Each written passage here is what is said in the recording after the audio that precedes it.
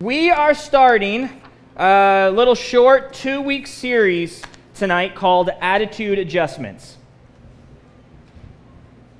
Because you need an attitude adjustment, I need an attitude adjustment, the adults, we just all need an attitude adjustment, right? There's no one in here that doesn't need an attitude adjustment. And so, as we were planning and prepping to come into the Thanksgiving holiday and season, I thought, wait a second, everyone's going to be talking about gratefulness and Thanksgiving. Probably not a great idea to do a very kind of tough series on anxiety and stress. Even though Thanksgiving may bring on anxiety and stress, I was like, let's just put a pause on that. So we're just going to do a short 2-week series on attitude adjustment, looking through the lens of gratitude. And not in the cheesy way, like when you sit around, maybe for some of you and your parents are like, okay, hold on. Before we eat Thanksgiving dinner, we're all going to go around the table and say one thing that we're thankful for. I hate that. I absolutely hate that. My family's done that like maybe once or twice, and it's like it's the worst thing in the world. Because you say the most shallow thing so that you can move on to the next person so everyone's attention isn't on you. At least that's how I feel, which is why I need an attitude adjustment. So here's what I want to do. I want you to think of one time in your life that you wanted something that someone else had. I don't need to know what it was. I don't need to know why. The one thing that sticks out. Maybe it's a personality trait. Maybe it's an actual physical thing. Maybe it's somebody's like brains or someone's athletic ability. Whatever it is, you think about that and just kind of hold on to that because it's going to fit into the evening. The thing that I wanted, now granted, this story is going to be like the cheesiest story in the world, but the thing that's going to help set up our lesson for tonight is a story when I was in the wee little grade of 6th grade.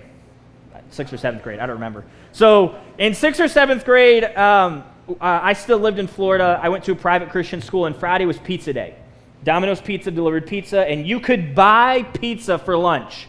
That's right. For $1.50, $2, something ridiculous, you could buy a slice of pizza or as many slices as you want for that amount of money.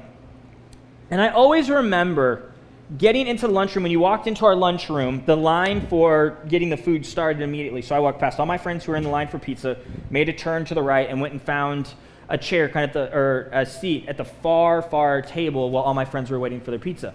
And it always drove me crazy because my parents were a little bit financially tight, and so they didn't have a $5 bill to slap in my hand every Friday to buy pizza. But I always had food. I always had a lunch that was packed.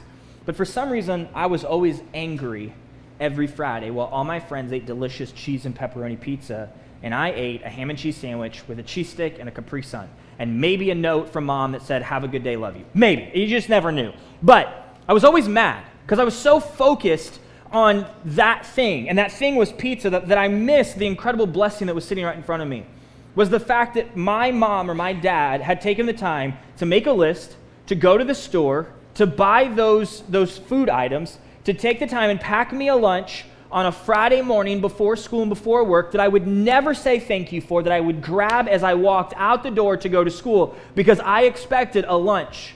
Yet when it got to lunchtime, I was always angry that I didn't get to eat pizza, that I had a home-cooked, home-packed lunch. I told you, it's a ridiculous story. But it sets the tone for the way that we're going to talk about tonight. Because what I think and personally believe is that we are so busy as a society and as a people focusing on everyone else's blessing, on everyone else's gift, that we've lost the capacity and ability to be grateful. Now, I'm not talking about an emotion. Like, happiness is an emotion. And it's an emotion based on what is going on in the world around you. So if the world's going good, you're happy. If the world's going bad, you're sad.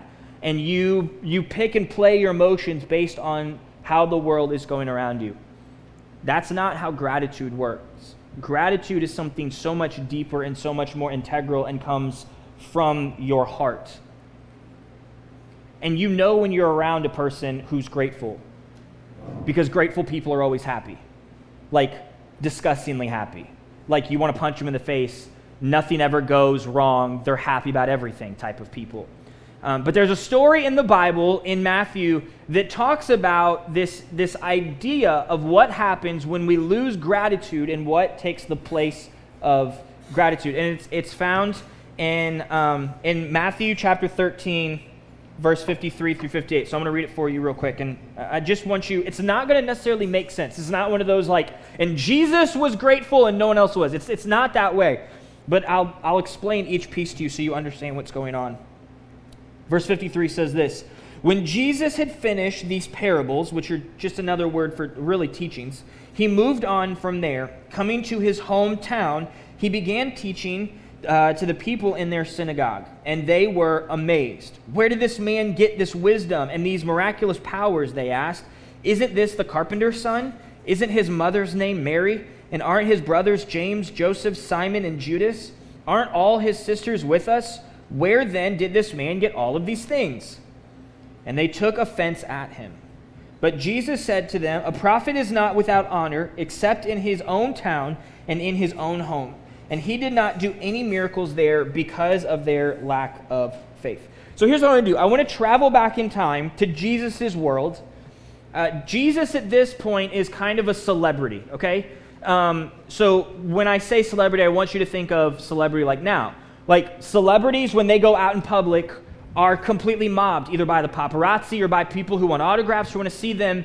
And in a weird, twisted way, thousands of years ago, Jesus' ministry has kind of risen to this level. He's performed miraculous things. He's raised people from the dead. He's healed the sick. He's healed the blind. He's made lame people walk. He's done crazy things. And this kind of chatter begins to circle around, and people know where Jesus is coming from and where he's going. And Jesus comes into his hometown of Nazareth. Except when he comes into his hometown, they're not very welcoming of him. His hometown, not very welcoming of him. They're not grateful for the gift that is literally standing in front of them. Let me paint it this way. You guys ever watch like one of the same 12 million shows like The Voice or America's Got Talent or what's another one I know I'm missing? Huh? Britain's Got Talent. Yes, Britain's Got Talent. Any of those shows where you're like vying for a place to be the best at something, right? And if you watch those shows long enough, season after season, it always happens. There is some young guy or some young girl from some armpit town in a state where nothing good ever happens that walks up onto the stage and doesn't look like the standards of beauty or the standards of masculinity, and they open their mouth and they sing or they perform and they wipe out the competition, right? Like you've seen this happen, and they're just like, the judges are amazed, and they make it past the prelims, and they end up in like a semifinal, final round, and they always send them home, right? They always send them back home to their tiny armpit town where the entire town is waiting in a school gymnasium, or on like one main road, they've got a parade, and people are going crazy because they are ready to welcome this semi-celebrity home. Like they haven't even won the competition, but they've risen to a status that they are semi-famous. They go to their hometown where people know them. They're not just a name. They're a name and a personality. Like people have grown up with them. They have like funny stories of like when that person came over and they had a sleepover and they wet the bed when they were like 7 years old. Like those kinds of intimate personal stories. And yet Jesus walks into his hometown. He walks into his hometown in this celebrity status, and the people immediately just begin to turn their back on him. They begin to shun him in his own town. Because they don't like what Jesus is saying. They don't understand what Jesus is saying. And so they go from this polarizing amazement where they're like, oh my gosh. I mean, and you see it right there at the beginning of the verses. Where did this man get this wisdom and these miraculous powers? They asked, isn't this a carpenter's son? Isn't his mother's name Mary? And aren't his brothers James? They're trying to figure out where Jesus has gotten these amazing, miraculous powers that he's done. Why is he so much different? Why is he so special? But then something happens, right? Something happens, and you see it here later on. Aren't all his sisters with us? Where then did this man get all these things? And they took offense at him. This story to me, boys, listen, this story to me is mind-blowing. Because in our world, when a celebrity goes anywhere, what? People follow them, right? They go hard after them. They want autographs. They want pictures. They can't be left alone. And here's Jesus. After all the crazy things that he's done. No, he's not dunked a basketball. No, he's not won a World Series. No, he's not won some race. But he has raised people from the dead. He has healed sick. He has made lame people walk. He's done the impossible. And here he walks into his own hometown where people know him intimately. And their amazement goes from something positive to something negative, and their amazement turns to antagonization. Because here's what happens in our world, and it's no different than in Jesus' world. When we don't understand, when we don't like, and when we are insecure, we do not know how to celebrate what God is doing in someone else's life.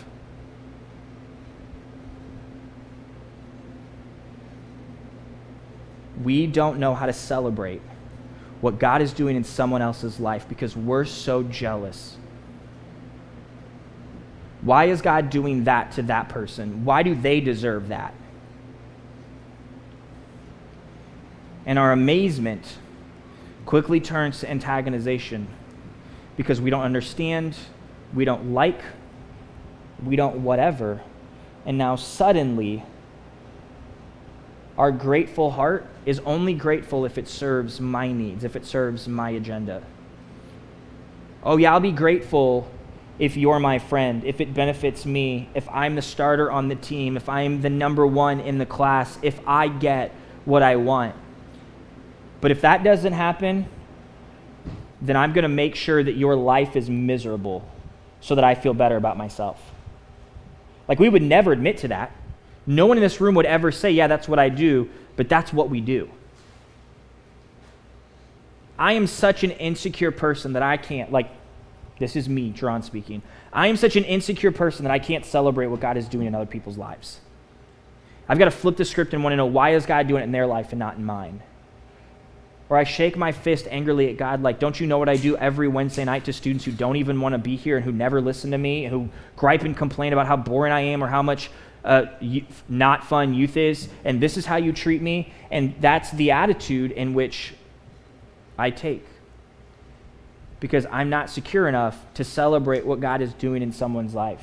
Because that's the kind of person I want to be. I want to be a person who celebrates what God is doing in someone else's life. Because where God is, that's where I want to be.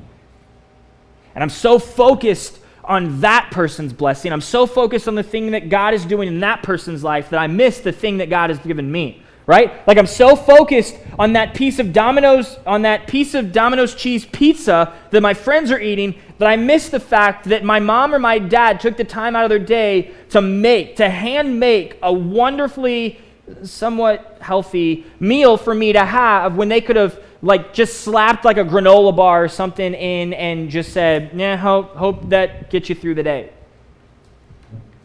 Because my food didn't look like their food, because my blessing doesn't look like their blessing, and suddenly we become people that aren't grateful. Like, we live in a culture that's ungrateful. Like, we don't like who's about to be elected. We don't like who our teachers are. We don't like who our principal is. We don't like who our pastor is. We don't like who our parents are. We don't like who our friends are. And the list of what we don't like is twice the size of the list of what we do like. Gratitude isn't something that you just flip on. Like, when you come to Thanksgiving morning, gratitude is not just something you flip on. Gratitude is an overflow of your heart. People who are grateful are happy because they choose to be grateful for the things that they see, for the things that they have.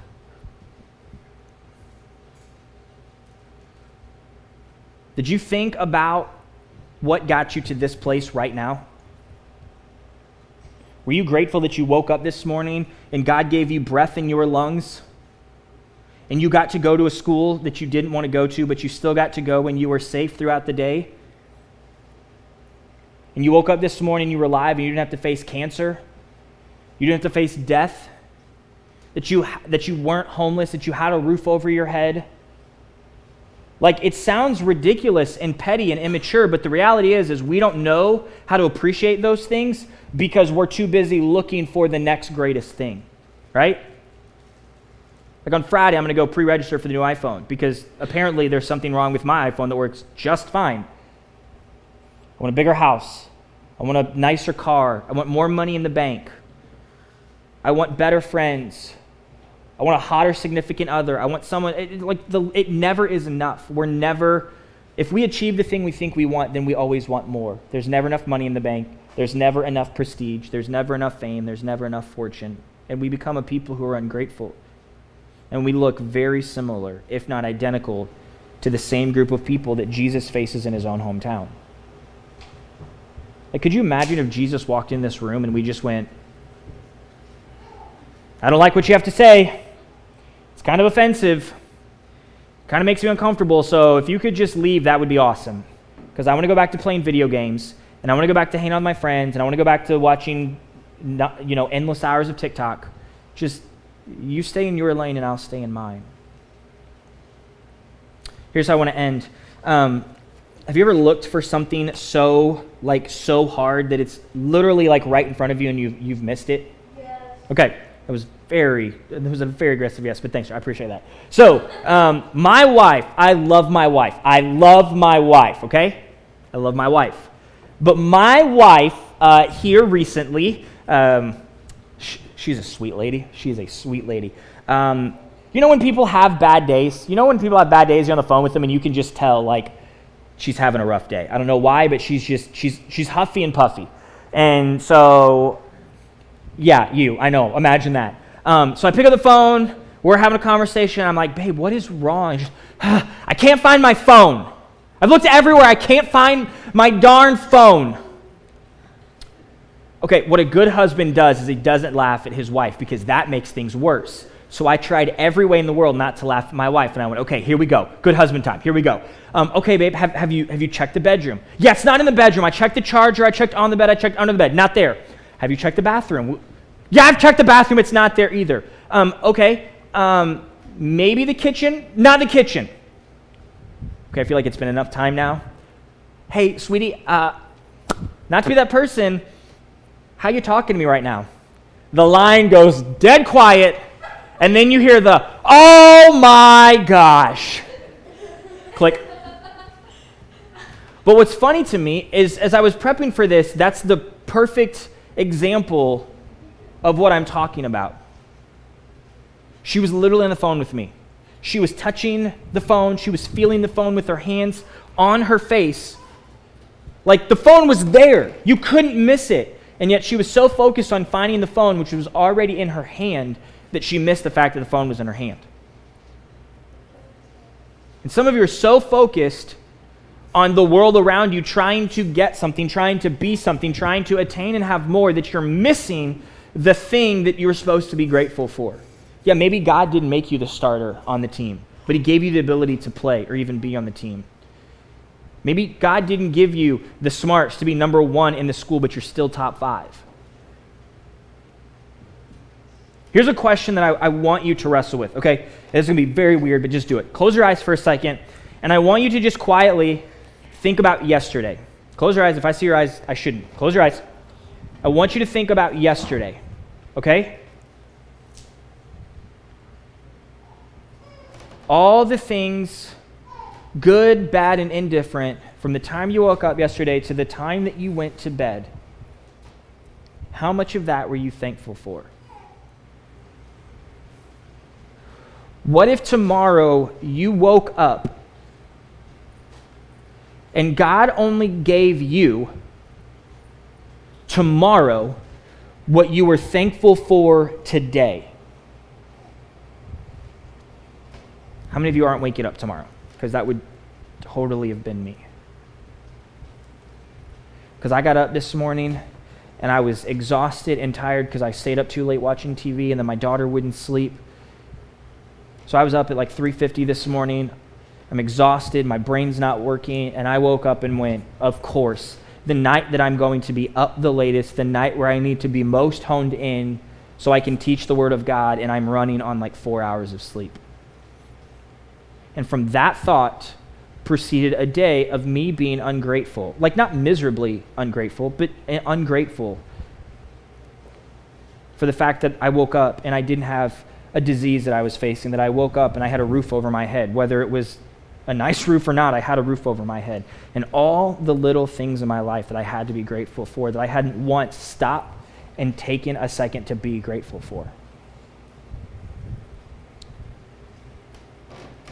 What if you wake up tomorrow and God only gives you what you are thankful for today? You're going to talk about that in your tribe groups. You can look at me. You're going to spend some time talking about that. And yes, it's going to be awkward because it's going to be like you're sitting around the Thanksgiving table and mom or dad or Auntie Joe or Sally Sue looks at you and says, "Little Timmy, what are you thankful for?" And you're like, "I'm thankful for my Xbox. I'm thankful for my smoking hot boyfriend or girlfriend. I'm thankful for this delicious meal that is definitely cooked that I'm going to have to go out to eat later." But here's my challenge, and I mean this with all sincerity. Don't be superficial. Like, I don't want to hear from your leaders tonight or tomorrow that you're thankful for your Xbox, or you're thankful for your phone, or you're thankful that you're in a relationship. I don't care. Those are not the things that I want you to be thankful for. Your Xbox doesn't matter. Your phone doesn't matter.